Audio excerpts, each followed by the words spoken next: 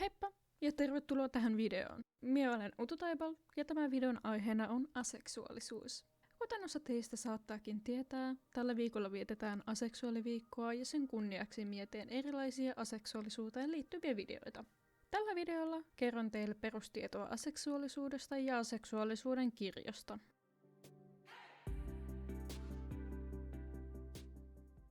Aseksuaalisuus on seksuaalinen suuntautuminen, jolla tarkoittaa sitä, että ihminen kokee joko vähän tai ei laisinkaan seksuaalista vetovoimaa. Ja seksuaalinen vetovoima on seksuaalista kiinnostusta muita ihmisiä kohtaan. Koska itselleni kyseinen konsepti on täysin vieras oman aseksuaalisuuteni johdosta, en osaa teille kuvailla sitä, miltä seksuaalinen vetovoima tuntuu, mutta olen kuullut, että siihen jotenkin liittyy se, että vaikka katsoessaan jotakin ihmistä haluaa harrastaa seksiä tämän henkilön kanssa.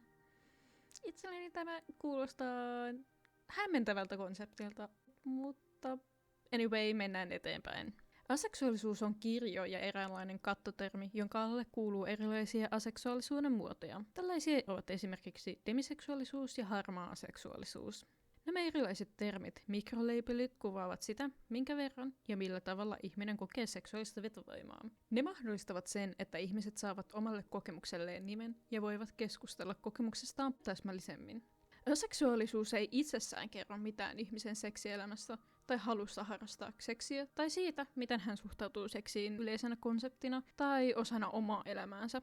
Monet aseksuaalit käyttävät termiä, joilla kuvailevat omaa henkilökohtaista mieltymystään seksin harrastamiseen. Nämä termit ovat vapaasti suomennettuna seksistä pitävä, seksivälinpitämätön, seksiä välttävä ja seksiä kaihtava.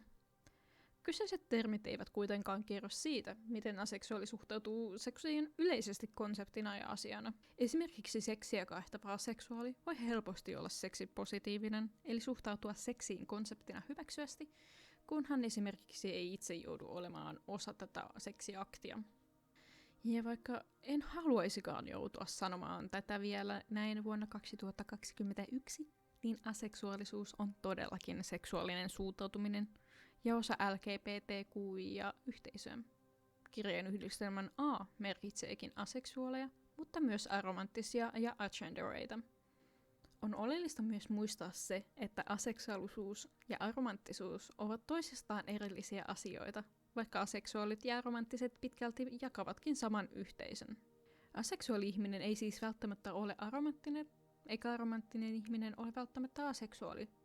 Vaikka aseksuaalisten ja aromanttisten yhteisössä onkin todella paljon ja runsaasti ihmisiä, jotka ovat sekä aseksuaaleja että aromanttisia. Ja välillä kuulee puhuttavan alloseksuaaleista, joilla tarkoitetaan ihmisiä, jotka eivät ole aseksuaaleja, eli ihmisiä, jotka kokevat seksuaalista vetovoimaa. Tässä oli tällaista perustietoa aseksuaalisuudesta, ja kiitos kun katsoit tämän videon, ja toivottavasti opit jotakin.